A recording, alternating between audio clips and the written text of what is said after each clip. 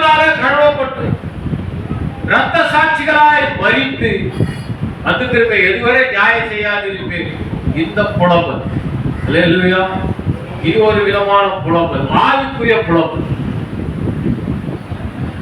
எப்பதான் உலகத்தை நியாயம் தீர்ப்பேன், நாங்க எப்பதான் அந்த சந்தோஷத்துக்குள்ள நாங்க போவோம். இருக்கிற இடமே சந்தோஷம் தான், ஆனா அந்த காட்டில அவங்க இன்னொரு சந்தோஷத்துக்குள்ள போகணும். அதுதான் கேட்கிறாங்க. ரத்த சாட்சிகள் என்ன பண்றாங்க, ஆண்டவரை பார்த்து எப்பப்பா நியாயம் தீர்ப்பு, இந்த புலம். இன்னும் நல்ல முதிர்ச்சி அடைந்த ஊழியக்காரர்கள் அவங்க ஆவியில நிரப்பப்பட்டு அபிஷேகத்துல நிரப்பப்பட்டு இன்னும் கொஞ்சம் நான் மேல போன ஆண்டவர், இன்னும் கொஞ்சம் மேல போன ஆண்டவர், இதை உணர்ந்தவர் தான் பெருக்கம் செய்யும். அதுதான் சொல்லுவார், கணுக்கால அளவு போதாது ஐயா, உலகால அளவும் போதாது ஐயா, நான் மூழ்கி மூழ்கி நீந்தது. புரியுதா உங்களுக்கு? அல்லேலூயா. இது ஆவிக்குரிய புலம்பல். அப்ப இந்த புலம்பலை எல்லாம் ஆனந்த களிப்பாய் மாற பண்ணினீர், என் மகிமை அமர்த்திராமல் உம்மை கீர்த்தனம் பண்ணுவோம். அல்லேலூயா. நல்ல அபிஷேகத்துல நிறைஞ்சி நல்ல அந்நிய பாஷை பேசுனீங்கன்னா உங்களுக்கு தெரியாத பாடல், என்னைக்கோ கேட்ட பாடல், 15 வருஷத்துக்கு முன்னாடி கேட்ட பாடல் கூட நீங்க பாடுங்க.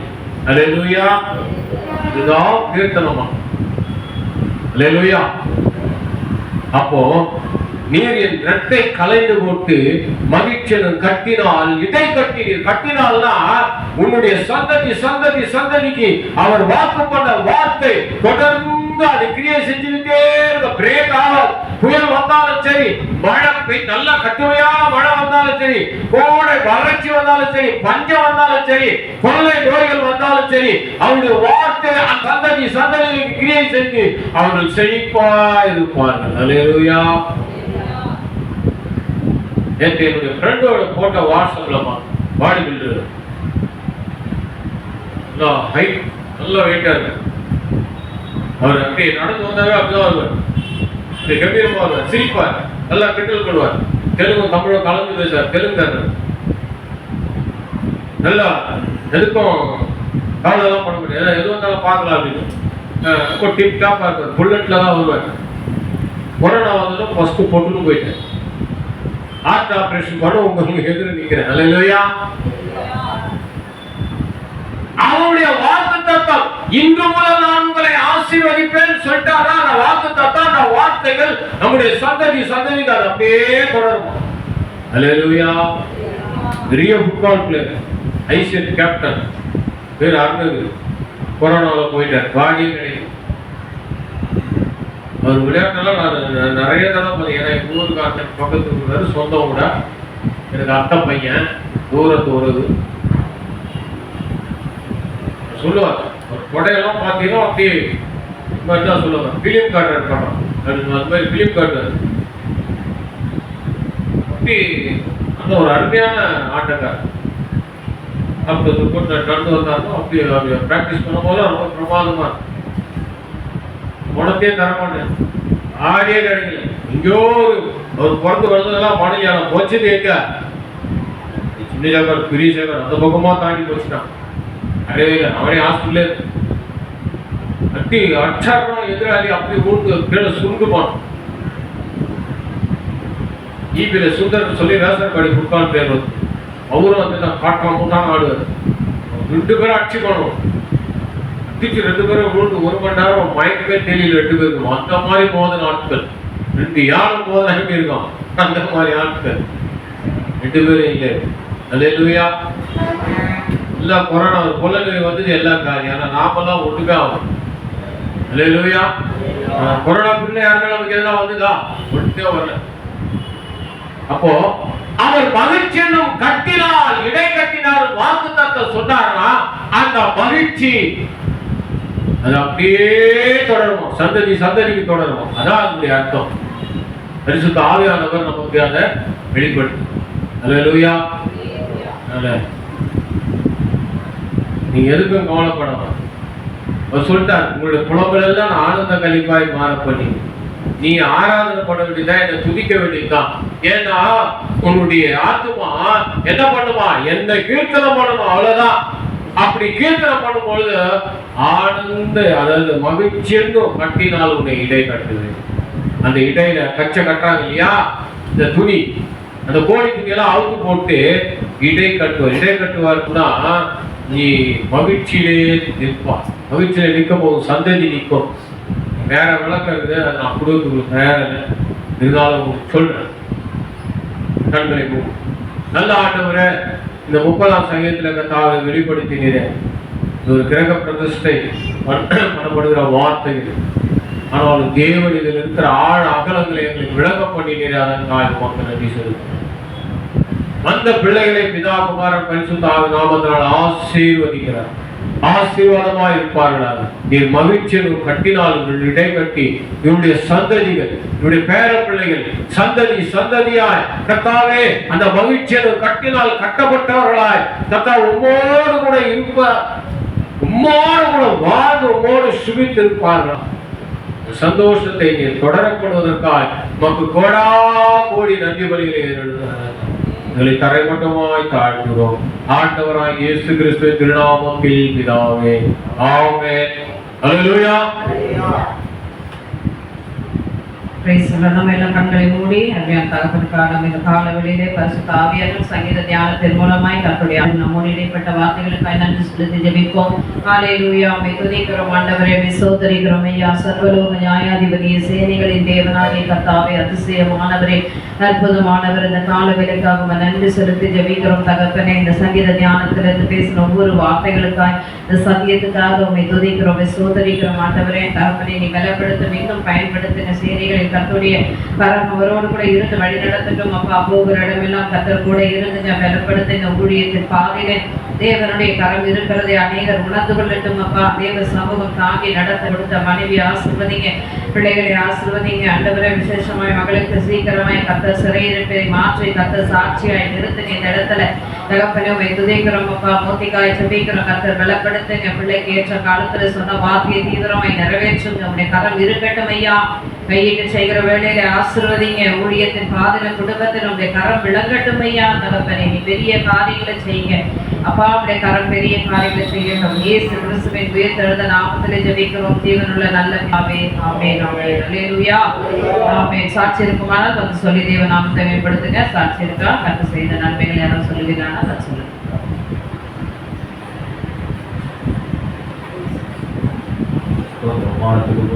சர்வ அதிகாரம் உள்ள தேவன் தாய் ஸ்தோத்திரம். நின்று பேச முடியல, ஃபுல்லாக உடம்புல காலையில் நல்லா தான் இருந்தேன். எழுந்த உடனே இந்த கால் நான் ஒரு மழை வச்சு என்ன ஒன்றுமே புரியல. அடுத்தது கால் எடுத்து வைக்க முடியல. கொஞ்ச நாள் முதுகுதெல்லாம் வலி ஓவராக அப்படியே ஈட்டி ஏற்று பயங்கரமாக ஈட்டி ஏற்று கால் முட்டி 2 பேக் சைடெல்லாம் பேண்டேஜ் தச்சுட்டா மாதிரி இருக்குது. அப்படியே சரி எதனா ஒரு ஜபம் தான் பண்ணலாம் அப்படின்னு சொல்லி முட்டி போட்டு பண்ணுறேன். தள்ளி கடைசியில் படைக்கல அப்படியே விழுந்துட்டு மென்டோ ப்ளஸ் எடுத்து மூஞ்செல்லாம் பிடிச்சிட்டு ஐயா பிரகாஷ் கிட்ட சொன்னேன். ஐயா அதில் முடியல ஒன்றும் இல்லை பிரதர், நீ ஏந்து வாங்க பிரதர் அப்படின்னு ஐயா சொன்னேன். 8:15 மணி இருக்கும், அவ்வளோதான். என்னை அறியாமல் அப்படியே எடுத்துன்னு போயிடுச்சு. அப்போது அது இன்னமும் நானே சொல்கிறேன், தாவீது எரிபந்தமாக உள்ளெல்லாம் எரிஞ்சுது, உடலெல்லாம் எரிபந்தமாக எரிட்டாண்டது என்ன. அப்போது ஒரு வார்த்தை, மச்சப்பட்ட செடி இறைச்சலுக்கு முன்னாடி இது போயிருக்கு, எழுந்து வா அப்படின்னு ஒரு ஆழமான ஒரு வார்த்தை. எனக்கு ஒன்றுமே புரியல. அப்புறம் திருப்பியும் அது மட்டும் பேசுறது உணர்தான் எல்லாம் தெரியுது. ஆனால் என்ன கண்ணெல்லாம் கண் உழுக்குது, ஒரு மாதிரி பண்ணிட்டு முட்டி எழுத விட மாட்டேங்குது. ஐயோ வச்சே மூடி கூட எழுதுக்க முடியும். இப்படி பெறனாலும் இந்த இப்ஸ்லாம் வலிக்குது, என்னடா பண்ணுறது. அப்போதையும் ஒரு பேனர் ஒன்று போட்டு காட்டுறாரு, ஒரு வண்டி மனை போட்டு என் சமூகம் முன்பாக செல்றன்னு அப்படியே அந்த மறைஞ்ச மாதிரி சேல்ஸ் காட்டு. அப்புறம் பட்டுன்னு காலில் 2 அரை உண்டு. அவ்வளோதான், துடிச்சடிச்சு எழுந்தது தான். ஆனாலும் அப்படியே வர முடியாது சொல்லியிருந்தேன். நீ வெளியே வா, அந்த வார்த்தை மட்டும் உள்ளுக்குள்ளே பேசினே வெளியே வா வெளியே வா. ஆனால் என் பேர் தாங்க பேர் தப்பு பேர் சொல்லுன்ற தேவனுடைய இன்னைக்கு ஒரு மகிமை, அருமையான மகிமை. எப்படி எடுத்துன்னு வந்தாருன்னு தெரியல. அப்படியே எப்படியோ நடந்து தொட்டு தடுமாறி வந்தேன். ஆனால் உள்ளே வந்தாலும் என்னால் முடியல. ஐயாவுடைய வார்த்தை இப்போ ஔஷதமாக அப்படியே அந்த இது இறங்குறாங்க, ஈட்டெல்லாம் போகுது. இப்போது அப்படியே ஒரு ஃப்ரீயாக இருக்குது, நல்லா தெரியும், எனக்கு தெரியும். ஆனால் எனக்கு இதே இல்லை, என்ன சொல்கிறதுன்னு தெரியல. ஆனால் டாக்டர் எனக்கு கொண்டு வந்திருக்கார். என் தேவன் பெரிய காரியம் செய்தார். ஆவியானவருக்கு நன்றி செலுத்தும். ஸ்தோத்திரம். சாட்சி இருக்குங்களாப்பா? யாருன்னா சாட்சி இருக்குங்களா?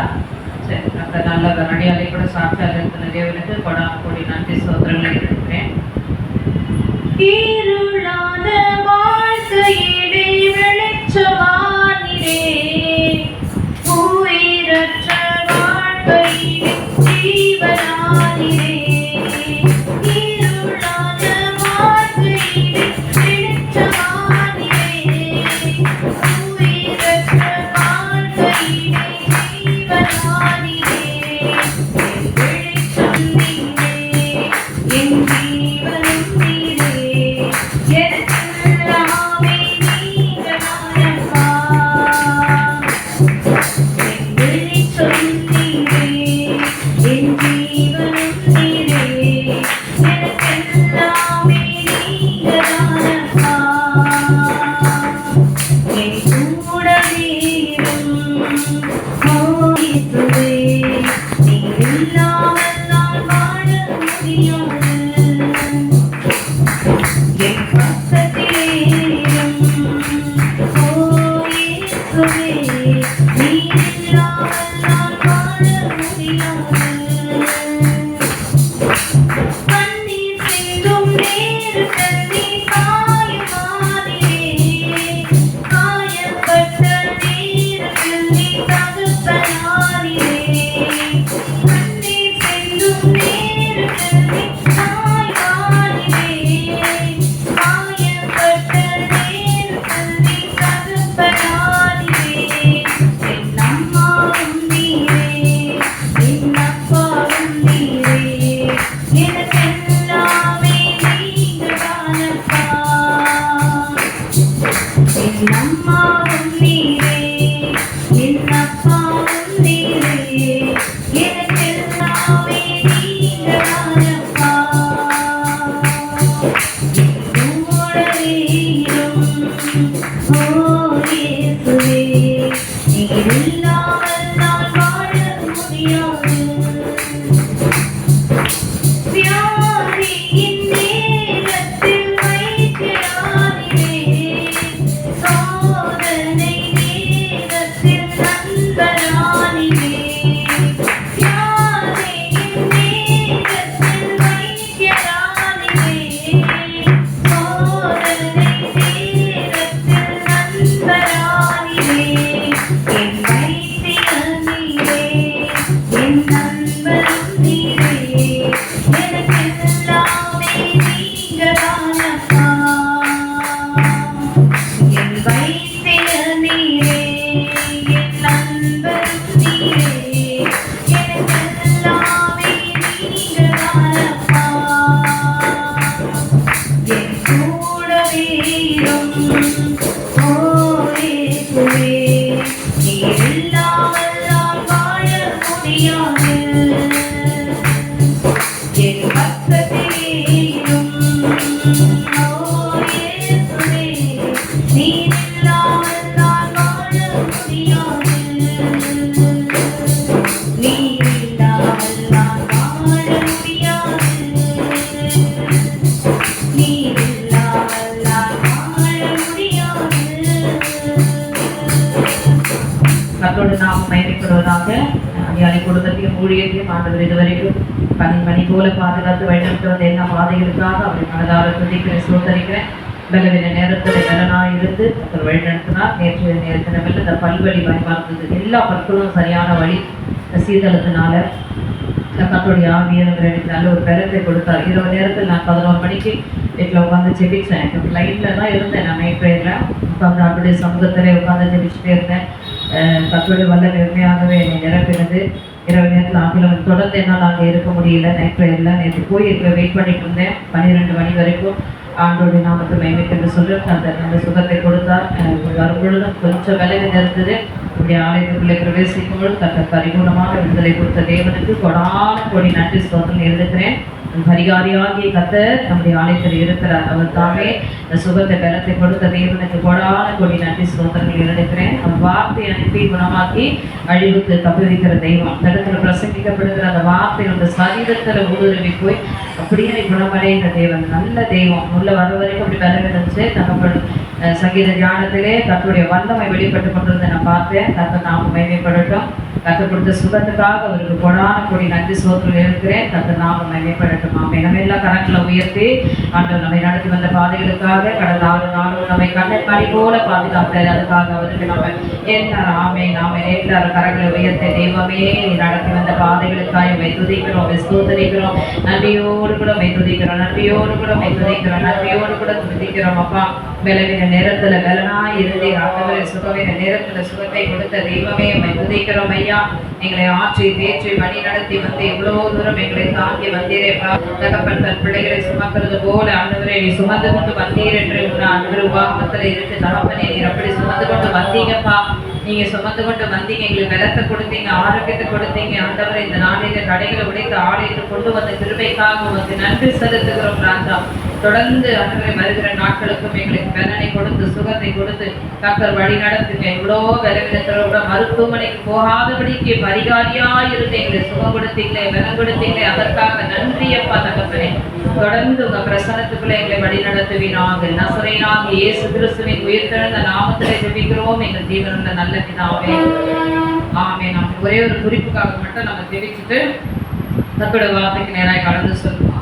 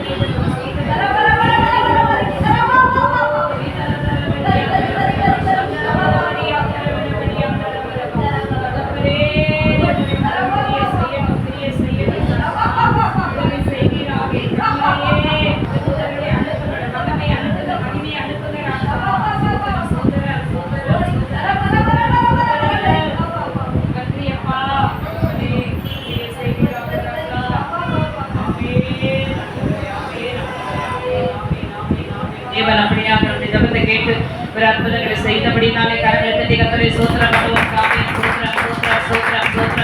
ஸ்தோத்திரம்.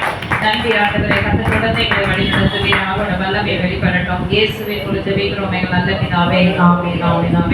தொடர்ந்து உங்களை தனி ஜெபங்களே இதுக்காக ஜெபிக்கக்கூடிய பட்சமாய் கேட்கிறேன். அப்புறம் நம்முடைய சபையினுடைய கேலண்டர் போடணும்.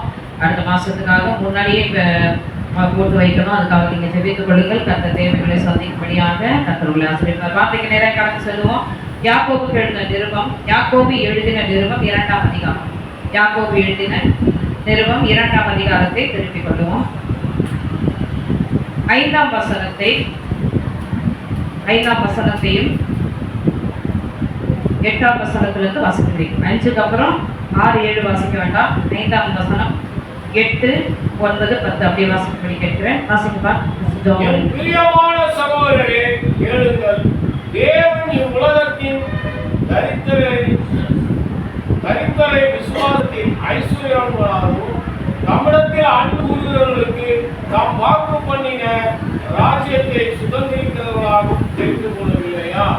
உன்னிடத்தில் அன்பு கூறுகிறது போல பிறரிடத்திலும் அன்பு கூறுவாயாக என்று வேத வாக்கியம் சொல்லுகிற ராஜரீக பிரமாணத்தை நீங்கள் நிறைவேற்றினால் நன்மை செய்வீர்கள். பட்சபாதம் உள்ளவர்களாய் இருப்பீர்களானால் பாவம் செய்து மீறினவர்களுக்கு நியாய பிரமாணத்தால் தீர்க்கப்படுவீர்கள். ஆண்டவரே, இந்த வார்த்தை மூலமாய் கர்த்தாவே எங்களோடு கூட பேசுக. ஆண்டவரே, அதிகமான ஆண்டவரே ஞானம் மறைத்திருக்கிற இந்த மறைப்பொருளை கர்த்தாவே மாம்சமான எங்களுக்கு பரிசுத்த ஆவியானவர் நாயகர் மறைத்து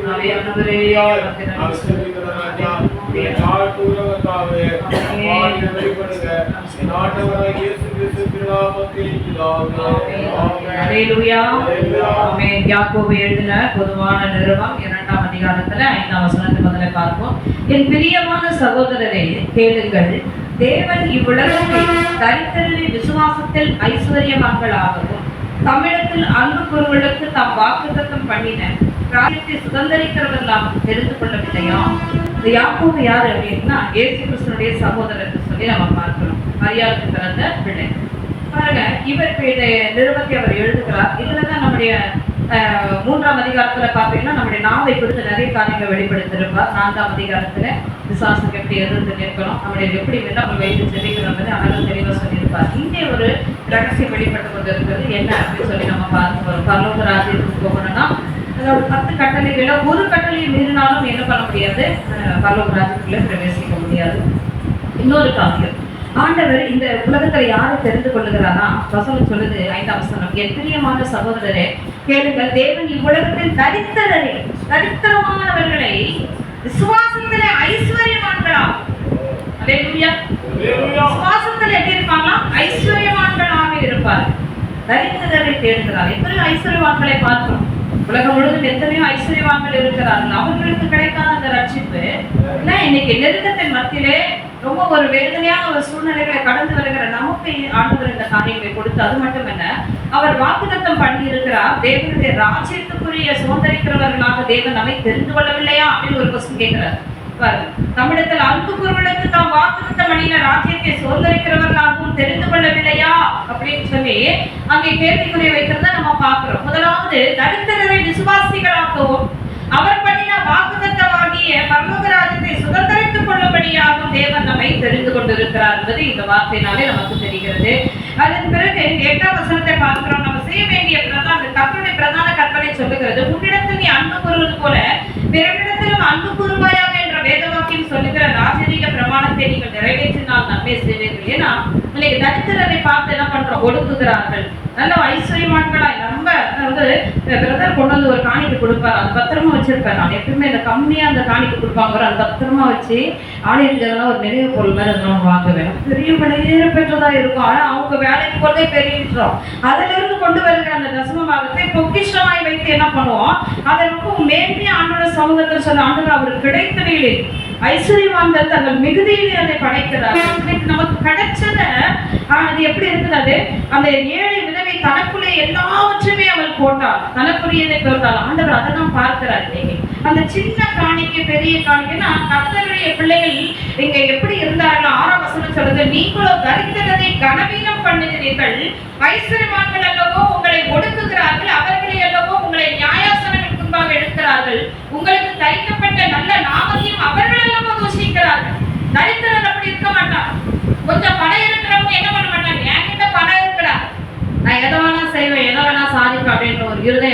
இருக்கும். எங்கெல்லாம் போவேன், எப்படியெல்லாம் செய்வேன், என் ஜீவனை கூட என்னால காப்பாற்றிக் கொள்ள முடியும் பணம் இருந்தா அப்படின்னு சொல்லி எதையுமே காப்பாற்ற முடியாது. என் தகப்பனாருடைய இளைய சகோதரன் எப்பயுமே ஒரு மாதிரி பரியாசம் பண்ணிட்டே தான் இருப்பார். என்னடா நீங்க கஷ்டப்படுறீங்க, என் பிள்ளைங்களாம் பார்த்தியா, ஒன்று வக்கீல், ஒன்று இன்ஜினியர், ஒன்று 2 டிகிரி முடிச்சுட்டு உட்காந்துருக்கு, உன் பொண்ணு எப்படி இருக்கு பாரு, அப்படியே தான் பேசுவார். பணம், செல்வத்தினுடைய பணம் பணம் பணம்ன்ட்டு கடைசியில் அவருக்கு எதிர்பார்க்காத விதமாக அவருக்கு ஒரு கட்டி ஒன்று உருவாகி அதை வெடிச்சு வாயில மூக்கிலெல்லாம் ரத்தம் இறந்துட்டார். அது ஹாஸ்பிட்டலுக்கு அட்மிட் பண்ணவங்க ஒண்ணுமே காப்பாற்ற முடியாதுங்க. நீ எவ்வளோ பொண்ணு சொல்லுது, ஜெயலலிதாவை பார்த்து நாங்கள் அந்த ஹாஸ்பிட்டலுக்கு இட்டுட்டு போனோம். எங்கே சொல்லுங்க பார்க்கலாம், கரெக்டா எங்கே கூட்டு போனாங்க? அப்போலோ ஹாஸ்பிட்டல், அவ்வளோ வசதியான பெரிய அப்போலோ ஹாஸ்பிட்டலுக்கு நாங்கள் இட்டுட்டு போனோம். ஆனால் மட்டும் செய்ய முடியாதுங்க. உன் பணங்களோ எதுவுமே அங்கே செலவழித்து போகாது, ஒன்றுமே உபயோகமாக இருக்காது. அந்த பணத்தை நிமித்தம் வருகிற மேட்டிமை மகே வருமானம் அது ஒன்றுமே செல்லுபடியாகுது. என்னென்ன உள்ளே இருக்கிறீங்க, அந்த பணங்கள் அவருக்கு அதான் சொன்னா, உன்னுடைய வாயில வந்த வார்த்தையும் நாங்கள் பணத்தை கொடுத்து தயாரா இருக்கிறோம், ஆனா அந்த ஜீவனை ரட்சிக்க முடியாது, ஜீவனை கொடுக்க முடியாது. டாக்டர் சரிவிட்டாங்க, அவருக்கு விருப்பப்படலாம் அப்படின்னு சொல்லிட்டாங்க, அவ்வளவுதான். அதேபடியே அவர் மறித்து போனார். இந்த பணம் அவரை ரட்சிக்கலாம். அவர் பரியாசம் பண்ண வாய் கர்த்தருடைய கரம் இன்னைக்கு உங்களோடு இருக்கிறத நீங்க உணர்மை. உங்களுக்கு விரோதமாய் பேசுகிறவரிடத்துல ஆண்டவர் நியாயம் விசாரிக்கிறவராக இருக்கிறார். ரொம்ப நாள் சொல்லி இல்லை, இப்பயே நமக்கு என்ன பண்ணிட்டு இருக்கார் ஆண்டவர், ஒவ்வொரு காரியத்தையும் அவர் கிரியை செய்து கொண்டிருக்கிறார் என்று பார்க்கிறோம். ஆனா இன்னைக்கு பார்க்கிறாரு யாக்கோபுடைய கண்கள் பார்க்கிற சில மனுஷர்களை அவங்க என்ன பண்றாங்க, இவர்கள் தேவனுடைய பிள்ளைகள் என்ன பண்றாங்க, ஐஸ்வர்யவான்களை அதிகமா வலிக்கிறாங்க. ஆனா தரித்திரர்கள் என்ன பண்றாங்க, அவர்கள் ஒடுக்குகிறார்கள். வசனம் இன்னும் நான் செய்திக்குள்ள வரல, 8ஆம் வசனம் சொல்லப்படுகிறது, முன்னிடத்திலே நீ அன்பு கூறுவது போல பிறனிடத்திலும் அன்பு கூறுகிறாயாக என்ற வேதவாக்கியம் சொல்லுகிற ராஜரீக பிரமாணத்தை நீங்கள் நிறைவேற்றினால் உங்களுக்கு நன்மை செய்கிறவர்களாய் இருப்பீர்கள். அந்த நன்மை செய்கிறவர்களாய் இருப்பீர்கள். எப்படி என் 9ஆம் வசனம் சொல்லுது, பட்சாவாதம் உள்ளவர்களாய் இருப்பீர்களானால் பாவம் செய்து மீறினவர்கள் என்று நியாயப்பிரமாணத்தினால் தீர்க்கப்படுவீர்கள். எப்படி எனில் ஒருவன் நியாயப்பிரமாணம் முழுவதையும் கை கொண்டிருந்தோம், ஒன்றிலே தவறினானால் எல்லாவற்றிலும் குற்றவாளியாக இருப்பான். அதுதான் முக்கியமான நியாயப்பிரமாணத்துல எல்லாத்தையும் நீ செய்து ஒரு காரியங்களிலே நீ குறைவுள்ளவனாய் அதை செய்யாதபடி அந்த கட்டளை கீழ்படியாது போவாயானால் பரலோக ராஜ்யத்துக்கு நீ தகுதியற்றவனாய் மாறிடுவாய். 11ஆம் வசனத்துல தெளிவா சொல்றாரு, வாசிங்க பாருங்க. 11ஆம் வசனம், விபச்சாரம் செய்யாதிருப்பாயாக என்று சொன்னவர் கொலை செய்யாதிருப்பாயாக என்று சொன்னார். ஆதலால் விபச்சாரம் செய்யாமல் இருந்தோ கொலை செய்யாததினால் நியாயப்பிரமாணத்தை மீறினாய். ஏன் விபச்சாரம் செய்யாதிருப்பாயாக என்று சொன்னவர் தான் கொலை செய்யாதுன்னு சொல்றார். ஒருவேளை நான் விபச்சாரம் செய்வேன், நான் கொலை பண்ணுவேங்க, ஒருவேளை நான் கொலை பண்ணுங்க, நான் விபச்சாரம் செய்வேங்க அப்படின்னு இல்லை. இதையும் அதையும் செய்யக்கூடாது. வசனம் சொல்லுது, ஆதலால் நீ விபச்சாரம் செய்யாமல் இருந்தும் கொலை செய்தாயானால் நியாய பிரமாணத்தை மீறினவன் ஆவான். சுயாதீன பிரமாணத்தினால் நியாயத்திற்பை அடைய போகிறவர்களாய் அதற்கேற்றபடி பேசி அதற்கேற்றபடி செய்யுங்கள். ஏனென்றால் இரக்கம் செய்யாதவர்களுக்கு இரக்கம் இல்லாத நியாயத்திற்கு கிடைக்கும். அப்படின்னா அதுதான் அந்த மலைப்பிரசங்கத்திலே சொல்றார், இரக்கம் உள்ளவர்கள் பாக்கியவான்கள், அவர்கள் என்ன பண்ணுவாங்க, இரக்கம் பெறுவார்கள். நம்ம இருதயத்தின் ஆழத்தை தேவன் பார்க்கிறார். எப்படி இருக்கிறோம் இன்னைக்கு, இரக்கம் செய்தவனுக்கு இரக்கம் இல்லாத நியாயத்திற்கு கிடைக்கும். நியாயத்திற்கு முன்பாக இரக்கம் வேண்டும். இதுதான் ஆண்டோட சமூகத்துல நான் கேட்டேன், நியாயத்திற்கு முன்பாக இரக்கம் வேண்டும் பாராட்டுமா? என்னப்பா இது இந்த வார்த்தை? அவன் வந்துட்டான், நியாயத்திற்கு முன்பு அனுப்ப போறீங்க, அவன் பொல்லாத பாவியா இருக்கிறவங்கள ஒரு சிலர் இறங்கிருந்தா அப்பா நீங்க அவனுக்கு இறங்குவீங்களா அப்படின்னு தேவ சமூகத்துல கேட்கும் பொழுது ஆண்டவர் ஒரு வசனத்தை காண்பித்தார். வாங்க 1 கொரிந்தியர் 3ஆம் அதிகாரத்தை திருப்பி கொள்ளுவோம். 1 கொரிந்தியர் 3ஆம் அதிகாரத்தை திருப்பி கொள்ளுவோம். 11ஆம் வசனத்துல இருந்து வாசிக்கப்பா. 1 கொரிந்தியர் 3ஆம் அதிகாரத்திலே 11ஆம் வசனத்திலிருந்து, போடப்பட்டிருக்கிற அஸ்திவாரமாகிய இயேசு கிறிஸ்துவை அல்லாமல் வேற அஸ்திவாரத்தை போட ஒருவனாலும் கூடாது. ஒருவன் அந்த அஸ்திவாரத்தின் மேல் பொன் வெள்ளி வேற கல் மரம் புல் வைக்கோல் ஆகிய இவைகளை கட்டினால் அவனுடைய வேலைப்பாடு வெளியாகும். நானானது அதை விளங்க பண்ணும். ஏனெனில் அது அக்கினியாலே வெளிப்படுத்தப்படும். அவனுடைய வேலைப்பாடு எத்தன்மை உள்ளது என்று அக்கினியானது பரிசோதிக்கும். அக்கினி பரிசோதிக்குமா? இன்னைக்கு இயேசு கிறிஸ்துவின் மேல நீ போட்டிருக்கிற அஸ்திவாரம் சரி, ஆனால் அவரை தவிர வேற எந்த அஸ்திவாரம் நீ போடக்கூடாது.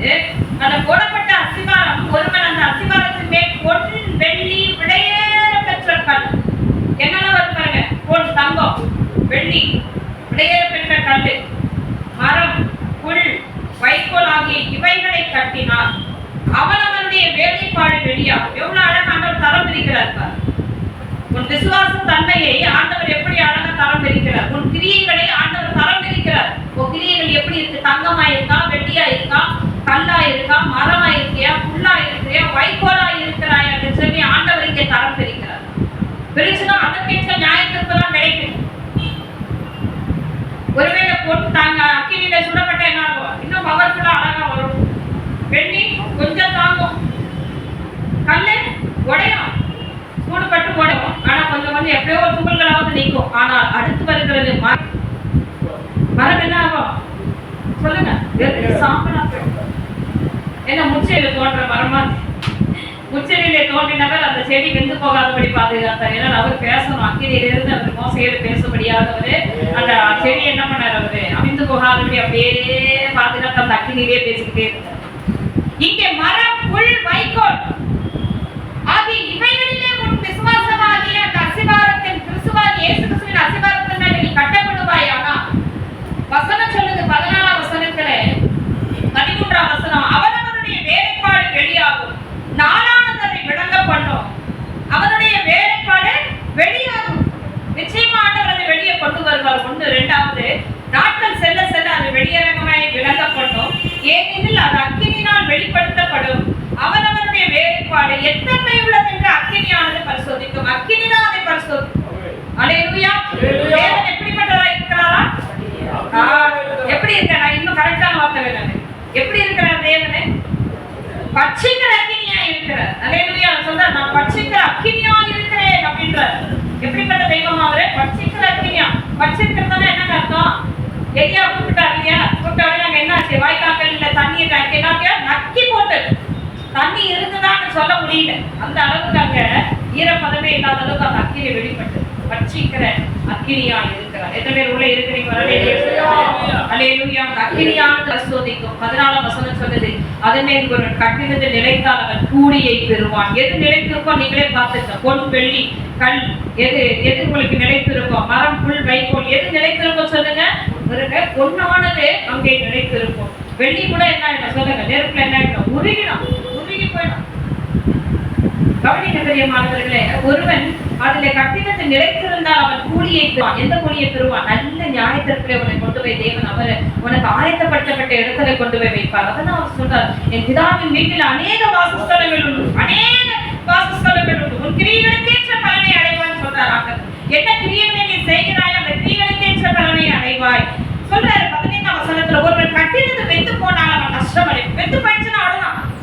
வெந்து போயிடுச்சுன்னா என்னது? இருக்கிற இடம் தெரியாம அப்படியே போயிடும், அவ்வளவுதான். வெந்து போயிடுச்சுன்னா அது நஷ்டமடைவான், அவனும் ரட்சிக்கப்படுவான். அல்லேலூயா. ஒருவன் கட்டினது வெந்து போனால் அவன் நஷ்டமடைவான், அவனோ ரட்சிக்கப்படுவான். எப்படி ரட்சிக்கப்படுவானா? எத்தனை பேர் இருக்கிறீங்க? இந்த ஒரு வசனத்தை நீங்க அப்படியே உங்க கண்ணை பதிக்க வைக்கணும். உங்க வசனத்தை, உங்களுடைய கண்களை பாருங்க. இந்த 17ஆம் வசனம், ஒருவன் கட்டினது வெந்து போனால், இதுதான் அந்த வசனத்துக்குரிய ஆண்டவர் சாவியா கொடுத்தாரு. இப்ப நம்ம வாசிச்சோம் இல்லையா? யாக்கோபு நிருபத்துல என்ன வாசிச்சோம்? 13ஆம் வசனத்துல 2ஆம் அதிகாரத்துல, ஏனென்றால் இரக்கம் செய்யாதவனுக்கு இரக்கம் இல்லாத நியாயத்திற்கு கிடைக்கும், நியாயத்திற்கு முன்பாக இரக்கம் மேன்மை பாராட்டும். அப்ப இங்க கவனிங்க, அது வெந்து போயிடுச்சு. அவன் கட்டின அசிவாரம் வெந்து போயிடுச்சு. ஆனால் அங்கே ஒண்ணு நடக்குது. அவன் நஷ்டம் அடைந்திருக்கிறான், ஆனால் அவனும் ரட்சிக்கப்படுவான்.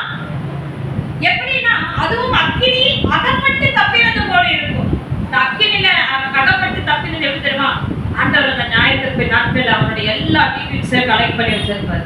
ஞாபக புஸ்தகத்துல எழுதியிருக்கும். நம்முடைய பெயர்களை ஏற்க நம்ம செய்தவைகள், நம்முடைய கிரியைகள், நம்முடைய என்னென்ன காரியங்கள் நம்ம இன்னைக்கு செயல்பட்டு கொண்டு இருக்கிறோம் எல்லாமே இந்த ஞாபக புஸ்தகத்துல எழுதப்பட்டு இருக்கும். நம்முடைய பெயருடைய லிஸ்ட்ல லைனா போயிட்டு இருக்கோம். ஆண்டவர் அதை கூப்பிட்டு கேட்பார், என்னப்பா இப்படி இருக்கு, என்ன செய்யலாம்? ஞாபக புஸ்தகத்தை எடுங்க, அவங்க பேரை சொல்லி சொல்லுவார். சீக்கிரம் ஏதாவது இருக்கா? எதெல்லாம் இரக்கம் பண்ணி இருக்கிறானா? இந்த பூமியில யாருக்காவது இரக்கம் பாராட்டி இருக்கிறானா? இல்ல அவன் இருதயத்தை கடினப்படுத்தினானா? இரக்கம் இல்லாதபடி பேசினார்களா? செயல்பட்டார்களா? இந்த காரியங்கள் இருக்கான்னு சொல்லி ஆண்டவர் அந்த நேரத்துல அதுதான் இங்க கொண்டு போறது 3ஆம் அதிகாரத்திலே 15ஆம் வசனத்துடைய கடைசி பகுதி சொல்லுது, அவன் எப்படி ரட்சிக்கப்படுவானா, அதுவும் அக்கினியில் அகப்பட்டு தப்பினது போல இருக்கும். புரியுதுன்னு தெரியல, நீங்க புரியாம உட்கார்ந்துருக்கீங்கன்னு நினைக்கிறேன். நியாயத்தீர்ப்பு நாட்களிலே நம்முடைய கிரியைகள் பொல்லாததா இருந்தாலும் அந்த அக்கினி பரிசோதிக்கப்பட்ட பிறகு நீங்கள் இரக்கம் செய்தவர்களா இருப்பீர்களா, அந்த இரக்கம் வந்து நியாயத்தீர்ப்புல மேன்மை பாராட்டும் என்று இங்கே சொல்லப்பட்டிருக்கிறது. யாக்கோபு நிருபத்துல 2ஆம் அதிகாரத்துல 13ஆம் வசனம் சொல்லுது, நியாயத்தீர்ப்புக்கு முன்பாக இரக்கம் மேன்மை பாராட்டுமா. இந்த மனுஷர்களுக்கு இப்படி இரக்கம் செய்திருக்கா, இந்த காரியங்களே ஆதாரம் இல்லாதவருக்கு ஆகாரம் கொடுத்திருக்கிறாங்க. அதுக்கப்புறம் பசியவருக்கு கேட்கிறாரு இல்லையாங்க, ஞாயிற்று நாட்கள்ல என்ன பண்றாரு ஆண்டவரே, வெள்ளாடுகளின் செம்மறியாடுகள் வெவ்வேறாக பிரிக்கிறாங்க. எனவே காது கேட்குது கூப்பிட்டு இருக்க மாதிரி வாங்க. மத்தேயு சுவிசேஷம் 25ஆம் அதிகாரத்துக்கு வாங்க சீக்கிரமாய். 31ஆம் வசனத்திலே பாருங்க, அன்றியும் மனுஷகுமாரன் தமது மகிமை பொருந்தினவரை சகல பரிசுத்த தூதரோடு கூட வரும் பொழுது தமது மகிமையுள்ள சிங்காசனத்தை மேல் வீற்றிருப்பார். அப்பொழுது சகல ஜனங்களும் அவருக்கு முன்பாக சேர்க்கப்படுவார்கள். மேய்ப்பரானவர் செம்மறியாடுகளின் வெள்ளாடுகள் வெவ்வேறாக பிரிக்கிறது போல அவர்களை அவர் பிரித்து செம்மறியாடுகளை தமது வலது பக்கத்திலும் வெள்ளாடுகளை தமது இடது பக்கத்திலும் நிறுத்துவார். அல்லேலூயா. என்ன நியாயத்தீர்ப்பு இங்க நடக்குது, அதுதான் எனக்கு முக்கியமான. நியாயத்தீர்ப்புனா என்ன நடக்குது? நம்ம பிறந்து நம்முடைய மரணத்துக்குரிய அந்த நாள் வரைக்கும் நமக்குன்னு ஒரு புஸ்தகம் நம்முடைய பெயர்களில் எழுதப்பட்டு நம்முடைய பெயர்களுக்கு கீழே நம்ம செய்கிற கிரியைகள் எல்லாம் அங்க நோட் பண்ணப்படுகிறது. யார் படிக்கிறாங்களோ நிறைய பேர் சொல்லுவாங்க. அதனாலதான் நிறைய பேர் என்ன பண்ணிடுறான், செய்யறது உங்களுக்கு என்ன தெரியும், நான் எவ்வளவு செய்யறேன் உங்களுக்கு தெரியுமா, அதனால ஒரு 10 பேரை கூப்பிட்டு போட்டோ எடுத்து நான் போட்டுடுறேன். 10 பேர் அரிசி கொடுத்தேன், 10 பேருக்கு ட்ரெஸ் கொடுத்தேன், 10 குழந்தைகளுக்கு ஆகாரம் போட்டேன். இந்த கிரியைகளை செய்யும் பொழுது மனுஷர்கள் அவர்களுக்குரிய பலனை கொடுத்துடுறாங்க. இந்த பூமியில அவர்களுக்குரிய பலனை நீ அடைந்து தீர்ந்தாயிற்று. பரவாயில்லப்பா, பாஸ்டர் உங்களுக்கு எவ்வளவு உதவி செஞ்சு இருக்கிறார், அப்படியா ஆண்டவர் மேல இருந்து பாப்பா, அப்படியா நீ கொடுத்துட்டியா அவனுக்கு பலனை, அப்ப நான் கொடுக்க வேண்டிய அவசியம், நீ பலன் கொடுத்துட்டியா அப்ப அந்த பலனை நான் கொடுக்க வேண்டிய அவசியம் இல்ல. நான் பலன் கொடுக்கணும்னா தெரியாம செய். உன் தர்மத்தை தெரியும்படிக்கு செய்யாத, 10 பேருக்கு தெரியும்படிக்கு செய்யாத, தெரியாதபடிக்கு செய். அதை நான் என் கணக்குல வைத்திருக்கிறேன். எதை பேர் கேட்குது சொல்லுங்க. நியாயத்தீர்ப்புனா என்ன? அவர் சிங்காசனத்தில் அமர்ந்து அவருடைய பிள்ளைகளை செம்மறியாடுகளையும் வெள்ளாடுகளையும் வெவ்வேறாக பிரிக்கிறார்.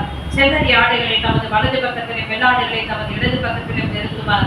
அப்பொழுது ராஜா என்ன பண்றார், தமது வலது பக்கத்திலே நிற்பவர்களை 34ஆம் வசனம் சொன்னது, என் பிதாவினால் ஆசீர்வதிக்கப்பட்டவர்களை உலகம் உண்டானது முதல் உங்களாக ஆயத்தம் பண்ணப்பட்டார். உலகம் தொடங்கின முதல் கொண்டு நீ இந்த பூமியில ஜெனிப்பித்த நாள் முதல் கொண்டு உன் மரண நாள் வரைக்கும் நீ செய்தவைகளாகி எல்லாவற்றையும் உன்னை பார்த்து உன் கிரிகளை அறிந்து உனக்காக ஆயத்தம் பண்ணப்பட்ட வலது பக்கத்துல வந்து நின்று, உலகம் உண்டானது முதல் உங்களுக்காக ஆயத்தம் பண்ணப்பட்டிருக்கிற ராஜ்யத்தை சுதந்திரித்துக் கொள்ளுங்கள். அப்பதான் உங்களுக்கு ஒன்றும் புரியல, நாங்க என்ன பண்ணுவோம் ஆண்டவரை, நான் கரெக்டா அவங்க எல்லாமே நினைச்சிருப்பாங்க, ஞாயிற்றுக்கிழமை நான் கரெக்டா போயிட்டேன், நான் தசமா கொடுத்துட்டேன், ஞாயிற்றுக்கிழமை சரியா போயிட்டேன், டெய்லி சொல்லிக்கிறோமா இல்ல, அது வேற விஷயம். ஏதோ தெரிஞ்சவங்க 2 பேருக்கு வராங்களோ வரலையோ சுவிசேஷம் சொல்லியாச்சு அப்படின்னு. ஆனால் இன்னைக்கு ரொம்ப அழகா அவர் நியாயத்து இருக்கிறார். பசியா இருந்தேன், எனக்கு போஜனம் கொடுத்தீர்கள், தாகமாய் இருந்தேன், தாகத்தை தீர்த்தீர்கள். தண்ணி தாகமா இருக்குமா அப்படின்னா யாரை கேட்டாலும் அவங்க எடுத்து வரணும், உட்காந்து இருக்க கூடாது. காது கேட்டுச்சு பாருங்க, நீங்க தூக்கிட்டு ஓடி வரணும் தண்ணி. கேக்குது அல்லேலூயா. தண்ணி தாகமா இருக்கும்பொழுது அவங்க தானே கொண்டு வரணும் அப்படின்னு சொல்லிட்டு உடனே தூக்கிட்டு போய் கொடுக்கணும். இதெல்லாம் என்னன்னா இறக்க குணம். தாகமா இருப்பாருல்ல, பசியா இருந்தேன், எனக்கு போஜனம் கொடுத்தேன் என்று வசனம் சொல்லுது. இன்னைக்கு எனக்கு சாப்பாடே செய்யல அப்படின்னு சொல்லும்போது எவ்வளவு ஒரு வேதனையா இருக்கும். தெரிஞ்ச உடனே அந்த பசிக்குரிய அந்த காரியங்களை அவர்களுக்கு என்ன பண்ணணும், நம்ம விதைக்கணும். ஆண்டவர் இதை என்ன கணக்குல பண்றார், பிரியமானவர்களே, நியாயத்தீர்ப்பு என்பது புறஜாதிகளுக்கு அல்ல.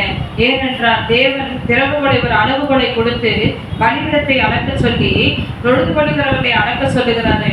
பாருங்க, பிரகாரங்கள் புறஜாதிகளுக்காய் வைக்கப்பட்ட அந்த இடத்தை தேவன் அளக்க சொல்லல. அப்போ இங்க பலிபீடத்தை அளந்து கொண்டிருக்கிறார், பலிபீடத்தில் இருக்கிற ஊழியக்காரனை அளக்கிறார். தொழுது கொள்ளுகிறாங்க உன்னை தேவன் அனுதினமும் ஒரு ஸ்கேல் வச்சு அளந்து காத்துக்கிட்டே இருக்கிறார். இன்னைக்கு இந்த அளவுகோடுல இன்னைக்கு 10% வரணும்னா நீ 1% தான் நீ நிற்பாயானா? உனக்கும் ஒரு அட்டெண்டன்ஸ் இருக்குது, உனக்கும் ஒரு அட்டெண்டன்ஸ் இருக்கு. நீ நைட் பிரேயர் போனா பேர் போட மாட்டாங்க. நாமே கத்ராங்க ஆன்லைன் எஸ்டே குரூப்ல இருக்கு தெரியுங்களா, 11 பேர் இருக்கிறாங்க. நீங்க வரலன்னா அவங்க பேர் அந்த அட்டெண்டன்ஸ்ல கிடையாது. நான் சொன்னேன், முதல் நான் சொன்னேன் எல்லா பேரும் போடுங்க, யாரெல்லாம் வரணும் அவங்க பேர் போடுங்க. ஆண்டவர் ஒரு ரெஜிஸ்டர் ஒன்று வச்சிருக்கிறாரு இரவு நேரத்தில் ஜெபிக்கிற பிள்ளைகளுக்கு, அதனால வராதவங்க பேரை எழுதாதீங்க. ஒரு சாதாரணமா சொல்லலை, நான் சொன்னேன் கர்த்தர் எழுதுறாரு சிஸ்டர், கர்த்தர் எனக்கு வெளிப்படுத்துறாரு. நைட் பேர் மகங்களுடைய பெயர்களை எழுதுங்க, மறக்காம எழுதுங்க. சரியா? எழுதுனீங்கன்னா அந்த பெயர்கள் டெய்லி அட்டெண்டன்ஸ்ல போகுது. 1.5 வருஷமா தொடக்கப்பட்டவங்க எத்தனை நாள் லீவ் போட்டாங்க, எத்தனை நாள் வரல, சோர்வில் நினைத்தும் பலவீனத்தை நினைத்தும். ஆனா முழுமையா வந்தவர்களுக்கு ஆண்டவர் என்ன பண்ணுவாரா? சரியா வந்தியா, தேசத்துக்காக திறப்பட நிற்கபடி நீ கண்பிடித்திருந்தியா, தூக்கு கடவுள கூட நீங்க சோர்வு பலவீனத்திற்கு அவ்வளவு பேர் வராது சொல்றாங்க. இதையே கர்த்தர் இப்படி பார்ப்பாரானால் ஒவ்வொரு நாளும் ஒரு அளவுகோல் வைத்து உன்னையும் என்னையும் பரிசோதிக்கிற தேவன் இந்த நியாயத்திற்கு நாட்களை சொல்லி, பசியா இருந்தேன் எனக்கு போஜனம் கொடுத்தீர்கள், தாகமா இருந்தேன் என் தாகத்தை தீர்த்தீர்கள், அப்புறம் அந்நியனா இருந்தேன் என்னை சேர்த்துக் கொண்டீர்கள், வஸ்திரம் இல்லாதீர்கள் எனக்கு வஸ்திரம் கொடுத்தீர்கள், வியாதியா இருந்தேன் என்னை விசாரிக்க வந்தீர்கள், காவலில் இருந்தேன் என்னை பார்க்க வந்தீர்கள் என்பார். பார்த்தீங்களா? இந்த காரியங்களை கேட்டவுடன் நீதிமான்கள் உடனடியாகவே ஆண்டவரிடத்துல 37ஆம் வசனத்துல கேட்கிறாங்க. யாராவது ஒருத்தர் வாசிங்க. நீதிமான்கள் அதை உடனடியாகவே 37ஆம் வசனத்துல கேட்கிறாங்க. வாசிங்கப்பா. அப்பொழுது நீதிமான்கள் அவருக்கு பிரதியுத்தரமாக ஆண்டவரே, நாங்கள் எப்பொழுதும் உம்மை பசியுள்ளவராக கண்டு இயேசுவாகிய நீர் உங்க ரூபத்துக்கு தாடி வச்சுக்கிட்டு அங்கி போட்டுக்கிட்டு என்னைக்கு வந்தேப்பா பசியா இருக்கா? அம்மா இருக்குமா? அம்மா இருக்கு. கூத்தம்மா கிட்ட கேட்கலாம். கூத்தம்மா நான் இயேசு வந்துருக்கிறேன், பசியா இருக்கு, அண்ணாமா தண்ணி தாகமா இருக்கு, இயேசு வந்து அங்கியை போட்டுட்டு தாடி வச்சுட்டு வந்து கேட்பாரா? கிடையாது. அவர் எப்படி சொல்றாரு? நான் பசியா இருக்கேன்றார். இன்னொருத்தவங்க பசிய நான் பசின்றார். இன்னொருத்தருடைய தாகத்துக்கு நான் தாகமா இருக்கேன் ஆண்டவர் சொல்லுகிறார். எப்படிப்பட்ட வார்த்தை! பேசலாம் தமிழ். ஹல்லேலூயா, பேசலாம் பேசலாம். இப்ப ஆண்டவருக்கு தன்னை தான் சொல்றார், பசியா இருந்தேன் அப்படின்னு அர்த்தம். நியாயத்திற்கு கொடுக்கிற நியாய சிங்காசனத்தில் அமர்ந்திருக்கிறதா சொல்றாரு. பசியா இருந்தேன், தாகமாய் இருந்தேன், தாகமாய் இருந்தேன், அந்நியனாய் இருந்தேன், வஸ்திரம் இல்லாது இருந்தேன், வியாதியாய் இருந்தேன், காவலில் இருந்தேன். இதெல்லாம் யோசனை பண்ணி பாருங்க. இது எல்லாமே அப்போ அவங்க வந்து ஆச்சரியப்பட்டு அதிர்ச்சியா கேட்கிறாங்க, நீங்க எப்ப வந்தீங்க, நீங்க எப்ப வந்தீங்க, நீங்க எல்லாரும் சொல்லுங்க, ஆண்டவர் சொல்லட்டும். அப்புறமா இயேசு வந்து என் தரிசனத்துல பேசட்டும். நீ அவ்வளவு பரிசுத்தமானியா, நீ அவ்வளவு பரிசுத்தமானா, கர்த்தர் வரட்டும், ஏசப்பா என்கிட்ட டைரக்டா பேசட்டும், பேசினான்னா தான் நான் நம்புவேன். இல்ல, ஆண்டவர் சொல்லுகிறார். அப்பொழுது ஆண்டவருடைய வார்த்தை வெளிப்படுகிறது 40ஆம் வசனத்துல. அதற்கு ராஜா பிரதியுத்தரமாக மிகவும் சிறியவராகிய, அதற்கு ராஜா பிரதியுத்தரமாக மிகவும் சிறியவராகிய என் சகோதரரான இவர்களில் ஒருவனுக்கு நீங்கள் எதை செய்தீர்களோ அதை எனக்கே செய்தீர்கள் என்று மெய்யாகவே உங்களுக்கு சொல்லுகிறேன் என்பார். சிறியவர் யார்? இந்த சிறியவர்கள் உள்ளமா இருக்கவங்களா? சிறியவர்கள் உள்ளமா இருக்கவங்களா? சிறியவர்கள் இல்ல. தரித்திரர். தரித்திரம்னா என்ன? உங்க வீட்டுல என்ன இருக்காது சொல்லுங்க. தரித்திரர்களுக்கு என்னென்ன எல்லாம் இருக்காது சொல்லுங்க. வீடு இருக்காது, ஒண்ணு இருந்து ஒண்ணு இருக்காது, பெட் இருக்கும், மெத்த இருக்காது, பிடித்து போன மாதிரி இருக்கும். அதை கூட வாங்க முடியாத சூழ்நிலைகளில் இருக்கிறவர்கள், ஒரு பொருளை வாங்க முடியாத ஒரு சூழ்நிலைகளிலே இருக்கிறவர்கள் தரித்திரர். ஆண்டவர் ரொம்ப வைராக்கியமா இருக்கிறார். இன்னைக்கு சொந்த வீடே இல்லாம எத்தனை பேர் உங்களுக்கு தேவன் அந்த வீட்டையாக கொடுத்திருக்கிறார். அதற்கு நமஸ்கரித்து நம்மளால் இயன்ற இரக்கங்களை நமக்கு தெரிந்தவர்களுக்கு நீ பாராட்ட வேண்டும். இருதயத்தை கடினப்படுத்தி இப்படி கையை நீ மடக்கி கொள்ளுவாயானால் கர்த்தருடைய கை குறுகி போகும். நிறைய நம்ம அதை யோசிக்கிறது இல்லை. நமக்கு தெரியாதபடிக்கான அநேக காரியங்களை நம்ம தவறுதலா செய்யறதுனாலதான் ஆண்டவருடைய கரம் இன்னைக்கு நம்ம குடும்பத்துல விளங்காதபடிக்கு, கர்த்தருடைய புகழ்ச்சிக்கு மகிமையாய் நம்ம நிற்காதபடிக்கு நீ பாடுகளோடு, கண்ணீரோடு, ஒரு கவலையோடு, ஒரு கட்டுகளோடு, ஒரு வாசல்கள் மூடப்பட்டு எங்க போனாலும் அதற்கு விடுதலை இருக்காது. ஆண்டவர் சொல்றார் இரக்கம் பாராட்டு. ஏன்னா நியாயத்தின்படி இந்த இரக்கம் வந்து அங்க நிக்கிறது. உலகத்தான் சொல்றான். அதை நான் எப்பவுமே சொல்ல மாட்டேன். இது உலகத்தை என்ன சொல்ற? தர்மம் தலைக்காப்பு.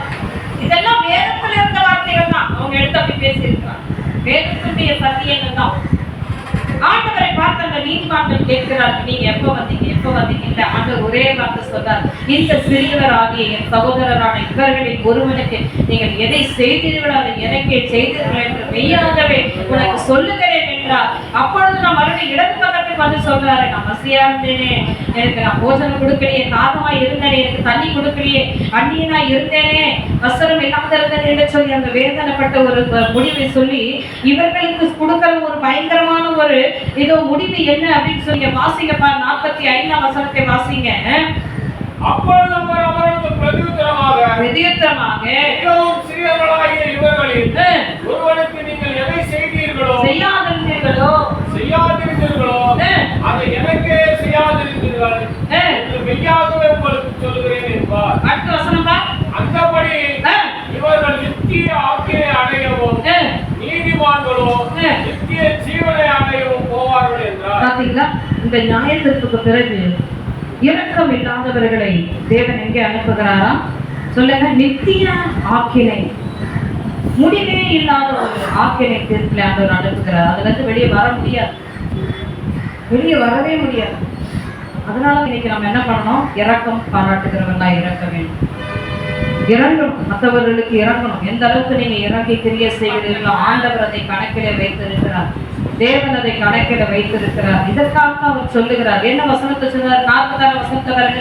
அந்தபடி இவர்கள் நித்திய ஆக்கினை அடைவும் நீதிமான்களோ நித்திய ஜீவனை அடைவும் போவார்கள் என்றார். இதைத்தான் கடைசியா வெளிப்படுத்தும் விசேஷம் 22:12 11 வசனம் 12 வசனத்துல வாசிப்போம் சொல்லுகிறார். அநியாயம் செய்கிறவன் இன்னும் அநியாயம் செய்யட்டும், அசுத்தமாய் இருக்கிறவன் இன்னும் அசுத்தமாய் இருக்கட்டும், நீதி உள்ளவன் இன்னும் நீதி செய்யட்டும், பரிசுத்தம் உள்ளவன் இன்னும் பரிசுத்தமாகட்டும். இதோ சீக்கிரமாய் வருகிறேன். அவனவனுடைய கிரியைகளின்படி அவனவனுக்கு நான் அளிக்கும் பலன் என்னோட கூட அவ்வளவுதான். எப்படியே வருது. அதான் அந்த ஞாயிற்று கூப்பிட்டு பேசுறாரு, பேசினா அனுப்புறாரு, நல்லா தெளிவா பேசுறாரு. ஏன்னா நம்மளாம் மோசமான ஒத்துக்க மாட்டோம், அவங்க பேசுறது ஒத்துக்க மாட்டோம், எந்த ஒரு காரியத்தை ஒத்துக்க மாட்டோம். ஆமா, ஆதாம் ஏவாள் வலுசர்ப்பம். ஆதாம் என்ன பண்ணா? ஏவாளை காமிச்சான், ஏவாளை வலுசர்ப்பத்தை காமிச்சான். வலுசர்ப்பம் திரும்பி பார்த்து பக்கத்துல யாருமே இல்லை. சரி, வேற யாருமே இருந்தா நல்லா இருந்திருக்கும். அப்படியே பக்கத்துல அவங்க பேர்ல போட்டு நம்ம தப்பிச்சுக்கலான்னு வலுசர்ப்பம் பார்த்துச்சு. இன்னைக்கு அப்படிதான். அவங்களாலதான் நான் அப்படி இருக்கேன், இவங்களாலதான் நான் அப்படி இருக்கேன். இல்ல, கர்த்தர் உன்னுடைய கிரியைகளை, அதான் சொல்லப்பட்டிருக்கு. அவனவனுடைய வசனம் தெளிவா இருக்கு. அவனவனுடைய கிரியைகளின்படி அவனவனுக்கு நான் அளிக்கும் பலன் என்னோடு கூட வருது. அதனால நமக்கு ஒரு நியாயத்திற்கு இருக்கிறபடினால இன்னைக்கு நீங்க உங்களுடைய இயேசு கிறிஸ்துவ ஐயா அசிவாரத்தின் மேல பொண்ணா இருக்க விரும்புறீங்களா, வெள்ளியா இருக்க விரும்புகிறீங்களா, கல்லா, மரமா, புல்லா, வைக்கோலா, எப்படிப்பட்டதான அசிவாரமாய் நீங்க இப்ப கட்டப்பட்டிருக்கீர்கள் என்பதை நீங்கள் பரிசோதித்து பார்க்க வேண்டிய காலங்கள் வந்து எத்தனை பேர் உள்ள இருக்கு? ஒரு அடையாள சொல்லுங்க.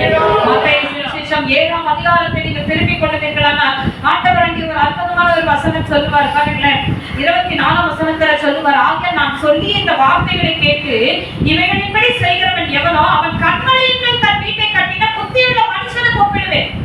மத்தேயு சுவிசேஷம் 7ஆம் அதிகாரம் 24 சொல்றார். நான் சொன்ன இந்த வார்த்தையெல்லாம் கேட்டு இவைகளின்படி நீ செய்கிறவனாய் இருப்பாயானால் அவனை கண்மலையின் மேல் தன் வீட்டை கட்டின புத்தியுள்ள மனுஷனுக்கு ஒப்பிடுவேன். ஏன்னா சாதாரணமா இல்ல, உங்க அசிவாரத்தை கலைக்கிறதுக்கு என்னெல்லாம் வரும்?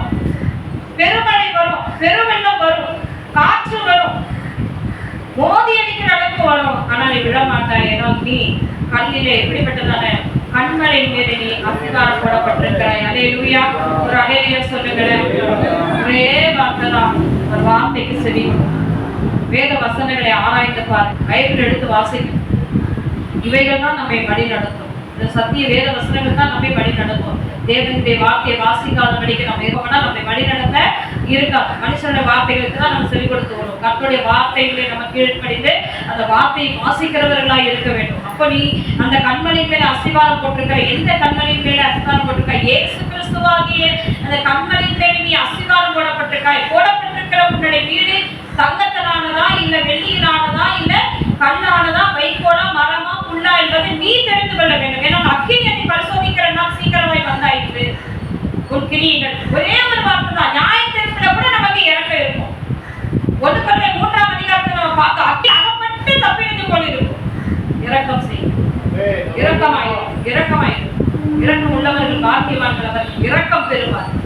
அதுதான் சொல்றாரு அந்த ஆவியானவர் என்ன சொன்னார், மலை பிரசங்கத்தை டெய்லி வாசி 5, 6, 7 இதை வாசிச்சாலே போதும். நீ நியாயப்பிரமாணத்தின்படி நீ கீழ்ப்படிந்து பரலோக ராஜ்யத்துக்குள்ள வந்துடலாம். அவள் கொட்டலான ஒரு பயங்கரமான கட்டளை. அந்த 10 கட்டளைகளுக்குரிய எல்லா காரியங்களும் மத்தையும் மலை பிரசங்கத்திலே இருக்கிறது. 5, 6, 7 எல்லா மழங்கள் படியிருக்கும். இரக்கம் உள்ளவர்களாய் இருக்கும். இரக்கம் செய்யும். இரக்கம் உள்ளவர்களாய் இருக்கும். அக்கினி நாளானதை பரிசோதிக்கும். அக்கினியில் அகப்பட்டு தப்பினது கூட இருக்கிறது. அல்லேலூயா, அல்லேலூயா. ஞாயிற்றுக்கிழமை ஆண்டவர் கேட்பார், கடைசி வரைக்கும் ஏதாவது ஒரு நன்மை இருந்தா உங்களுக்கு தப்பிச்சு எப்படியாவது பரலோகத்துக்கு கொண்டு வரணும் தான் அவர் பார்ப்பார். அதை நீங்க மனசுல வச்சுக்க. கடைசி வரைக்குமே எப்படியாவது பரலோகத்துக்குள்ள உங்களை கொண்டு போயிடணும். எப்படியாவது உங்களை பரலோக ராஜ்யத்துக்குள்ளே உங்களை தகுதியுள்ளவர்களை மாற்றி உள்ள கொண்டு வரணும். பாருங்க, அந்த ஞாயிற்றுக்கிழமை நாட்களை எல்லாரும் வந்து நிற்கும் பொழுது அங்கே அவனவனுடைய வேலைப்பாடுகள் எத்தனை உள்ளது என்பதை அக்கினி பரிசோதிக்கிற ஒரு நாட்கள் இருக்கிறது. எல்லாரும் 2 விழாக்கள் படியிடுங்க. தகவல் இந்த வார்த்தையை சொல்லி ஜெபிப்பார்கள். 2 விழாக்கள் படியிடுங்க.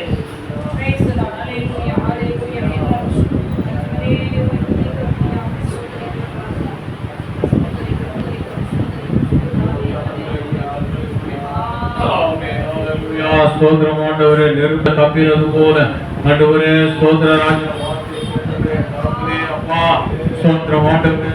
ராஜா ஸ்தோத்திர ஆண்டவரே. ஸ்தோத்திர எல்லாரும் கண்களை மூடி ஆமென். ஆண்டவரே, எங்களை நாங்கள் சோதிக்கிற நேரம் ஆண்டவரே, நாங்கள் பொண்ணா இருக்கிறோமா, வெள்ளியா இருக்கிறோமா, மரமா இருக்கிறோமா, கல்லா இருக்கிறோமா, ஆண்டவரே வைக்கோலா இருக்கிறோமா, புல்லா இருக்கிறோம் என்பதை தாம் இந்த வேளையில நாங்கள் சோதித்து அறிய வேண்டிய ஒரு நேரத்தில் ஒரு கட்டாயத்தில் இருக்கிறோம் ஆண்டவரே. ஆமென். ஹல்லேலூயா, ஹல்லேலூயா. தகப்பனே, அப்பா இந்த ஸ்திரீகளுக்கு எதை செய்கிறார் எனக்கே செய்கிறேன் ராஜா.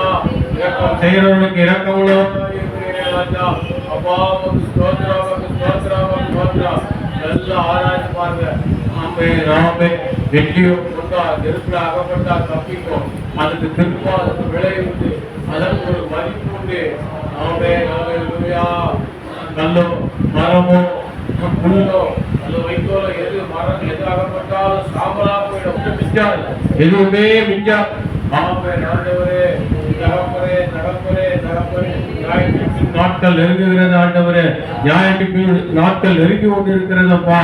தகப்பனே சோதனை நீர் சொன்ன இதோ நான் சீக்கிரம் வருகிறேன் என்று சொன்னீங்களப்பா. அப்படியா இதற்காக நீர் வருகிற நாட்கள் சீக்கிரமா இருக்கிறது ஆண்டவரே. சீக்கிரத்தில் இருக்கிறது, பக்கத்தில் இருக்கிறது ராஜா. ஓ மகிமை தேவனே, எங்களை குடவிட்டு பாரு, எங்கள் இருதயங்களை ஆராய்ந்து பாரும் ஆண்டவரே. எங்கெல்லாம் ஆண்டவரே நாங்கள் உழைக்கப்பட இருக்குமோ அப்பெல்லாம் உழைக்கப்பட தர்மம் செய்ய ராஜா. அவ்வாறு சொந்த வார்த்தை கேட்ட வார்த்தை ஆண்டவரே, பக்கத்தில் இந்த பட்டியா இருந்த நாங்கள் திருத்த சாப்பிட்டு படிக்க கூடாதுப்பா. நியாய தீர்ப்பை கொண்டு வருவே ராஜா. நாய் தகப்பனை கனம் கொடுத்துவே ராஜா. இந்த தகப்பனுடைய வார்த்தையை கீழ்படுத்திருக்க ராஜா. உடைய வார்த்தை பிரகாரம் நாங்கள் நடக்கிறோமே ராஜா. எல்லாரும் கொஞ்சம் சோதனை பண்ணி பாருங்க. எங்கெல்லாம் நம்முடைய தமிழ் இருக்கிறது, கல்லா இருக்கிறோமா, மரமா இருக்கிறோமா, வைக்கோலா இருக்கிறோமா, புல்லா இருக்கிறோமா, ஒன்றும் மிச்சம் போறதில்லை. ஆமென், ஹல்லேலூயா, ஹல்லேலூயா. சோத்ர ஆண்டவரே, சோத்ர ராஜா, சோத்ர அப்பா. இந்த நம்மளே உமக்கு நன்றி. கேட்ட வார்த்தையை அபியாசம் பண்ணி ஏற்றுக்கொள்ள கர்த்தாவே வழி வாசலை திறந்து கொடுங்க ஆண்டவரே. சத்துவானவர்களை எடுத்து போடாதபடி என் தகப்பனை பாதுகாத்துக் கொள்கிறாங்க. எங்களை ஆண்டவரே பொன்னாய் மாற்றுறாமா, எங்களை வெள்ளியாய் மாற்று ஆண்டவரே. உடைய வார்த்தை இதயத்தில் வைத்து என் தகப்பனை எங்களை மாற்றுக ராஜா. வந்த பிள்ளைகளை கர்த்தாவே நீர் ஆசீர்வதிங்க ராஜா, ஆசீர்வதிங்க ராஜா. அம்மாவுடைய வார்த்தை பிரகாரம் நடத்துங்க ராஜா. அம்மாவுடைய பிள்ளைகளுக்கு ஒரு குறைவும் இல்லாமல் நடத்துங்க. எந்த ஏக்கமோ எந்த பெருமூச்சோ ஆண்டவரே பிள்ளைகள் விடக்கூடாது ராஜா. எல்லாமே அதில் டைவர்ட் ஆகிடுவாங்க ராஜா. தகப்பனே நீர் ஆண்டவரை நடத்துவீரே ஆண்டவரே. ஆண்டவரே அப்பா சோத்ரம் சோத்ரம் சோத்ரம். தர்மம் செய்கிற சிந்தையை கொடுங்க ராஜா. தர்மம் கேட்கிறவர்களுக்கு தர்ம சிந்தை இருக்கிறது ராஜா. தர்மம் கேட்கிறவர்களுக்கு தர்மம் கொடுக்கிற பிள்ளைகளாய் மாற்று ஆண்டவரே. உங்களுடைய வார்த்தை பிரகாரமாக நாங்கள் செபிக்கிறோம் ஆண்டவரே. சோதர ராஜா, உனக்கு கொடுத்த திராணி இருக்கும்போது நீ கொடுத்தவராய் செய்து சொல்லுகிற ராஜா. ஆண்டவரே பலப்படுத்துங்க. உடைய வார்த்தையினால பலப்படுத்தினீர் ஆண்டவரே. அவ்வாறு எச்சரிக்கை கொடுத்தீங்க. அதற்காக ராஜா ஒவ்வொருவரையும் கர்த்தாவை உயர்த்துகிறாக. தேவனெல்லாம் சந்திக்கிறாக, மீதம் எடுக்க வைக்கிறாக. கன மகிமை துதி பலி எல்லாம் நீங்க எடுத்துக்கொள்ளுங்க. ஆண்டவராகிய இயேசு கிறிஸ்துவின் திருநாமத்தில் பிதாவே. ஆமென். காணிக்கை நம்ம கரங்கள் எடுத்துக்கொள்ளலாம். காணிக்கை கரங்கள் எடுத்து ஜெபிக்கிறவங்க ஜெபிங்க. வாழ வச்சுக்கிறவங்க வாங்க.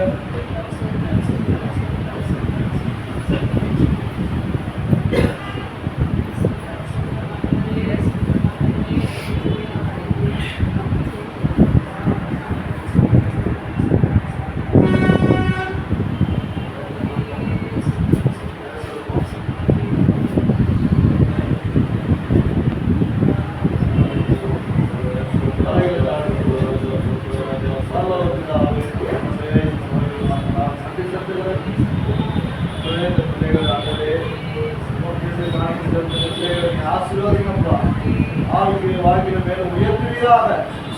நாமம் புரியாதவர்களுக்கு பிள்ளைகளுக்கு ஆசீர்வாதம் பெரிய காரியங்கள் செய்யும். நாமம்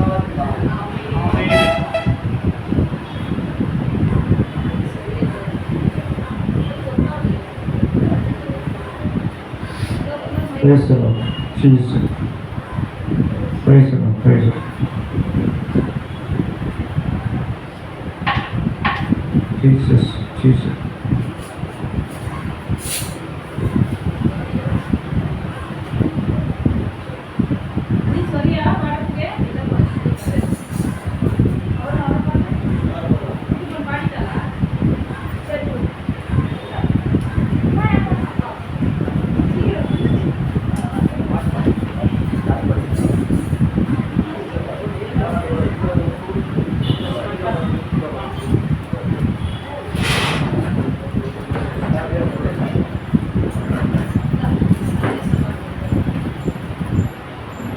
நன்றி சொல்லாமல் இருக்கவே முடியாது. பல நன்மை செய்த இயேசுவுக்கே நன்றி.